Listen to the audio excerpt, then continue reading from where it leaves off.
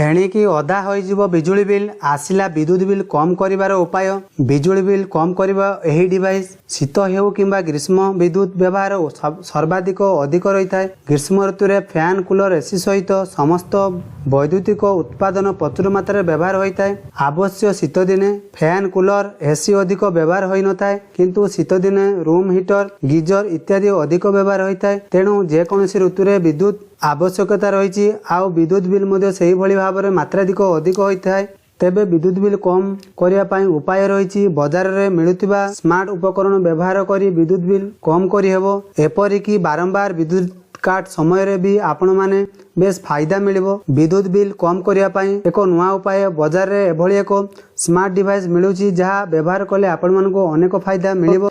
जदि आपण मानकर विद्युत काट समस्यार असुविधा पड़ती एवं यहाकू दूर करने घरे एक जेनेरेटर किंबा इन्वर्टर व्यवहार करचंती ताहेले एही डिवाइस उपयोगी साब्यस्त होई पारे। एही डिवाइस व्यवहार करने बिजुली बिल कम आसीबो। विद्युत बिल ह्रास करने को आपण माने सौर शक्तिर व्यवहार करि पारिबे। एहा हेउचे एक शक्तिशाली जेनेरेटर जहाँ विद्युत काट ठारू आरंभ करी अधिकांश शक्ति आवश्यक पूर्ण करने विद्युत व्यवहार होई पारिबो। उभय ऑफलाइन और ऑनलाइन माध्यम रे एहाको आपण माने सौर शक्ति भाव उपलब्ध करि पारिबे। सेति मध्यरु गोटिए हेउची server portal solar power generator S150। यह एक छोट उपकरण जहाँ सहजरे जेकोसी स्थान में रखा जाई पारिबो। पोर्टेबल सौर शक्ति जेनेरेटर सूर्य किरण द्वारा चार्ज होई पारिबो। आपण यहाकू आपण मानकर छात उपरे किंबा घर बाहर रखी चार्ज मध्य करि पारिबे। आउ आवश्यक स्थले यहाकू व्यवहार करि पारिबे। एही डिवाइस द्वारा समस्त छोट विद्युत उपकरण गुड़िक मध्य चार्ज होई पारिबो। जथा आपण मानकर मोबाइल फोन किंबा आपणकर अन्य चार्ज करबा मध्य बहुत विद्युत खर्च करे जहाँ अधिक बिल करी आनी पारे, किंतु एही डिवाइस द्वारा चार्ज कले आपण मानकू अधिक चार्ज हेबो नहीं। विद्युत नथिबा समय रे भी आपण माने सोलार जेनेरेटर व्यवहार करि पारिबे।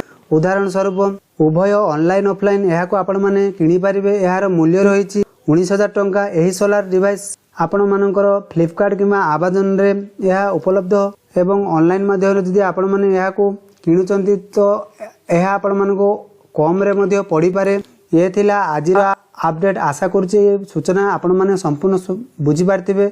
जदि यहाको आपण माने किनिबाको चाहुचंती तो या डिस्क्रिप्शन तले लिंक दे देबी, चाहिले आपण माने यहाको किनि पारि और घरे मध्य आपण व्यवहार करी आपणकर विद्युत बिल रो समस्या को दूर करि पारिबे। आउ जदि आपण मानकर कोनोसी डाउट थाए तो कमेंट बॉक्स रे कमेंट लिखि जणांतु। तो सेतिकी पर्यंत रहूची। Bye bye, take care.